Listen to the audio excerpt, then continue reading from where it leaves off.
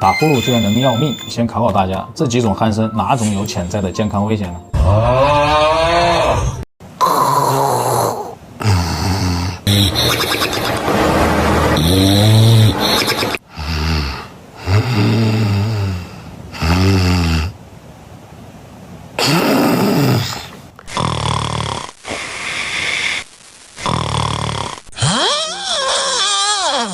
直接告诉大家，第4种断气式的鼾声最危险。这种打呼噜是一种病态的，医学上叫做睡眠呼吸暂停综合症。这种人看起来他的睡眠时长是足够的，但他睡觉的时候总处在一种缺氧的状态下，睡眠质量很差，白天容易犯困，脑袋昏昏沉沉，注意力不集中。我有一个病人就是肥胖合并呼吸睡眠暂停，跟我说他开车的时候开着睡着了，幸亏没有出大事。这位大哥非常后怕，下定决心来做减重手术，因为肥胖是导致呼吸睡眠暂停的重大原因。人胖了，咽部呼吸道的脂肪溢出，气道变狭窄，塌陷。平躺的时候呢，受到舌根后坠的影响，气道狭窄进一步加重，所以睡梦中经常被憋醒，这还算轻的，没憋醒那可能人就没了。所以枕边有这样打鼾的人一定要重视，该减肥的减肥，该上医院的上医院。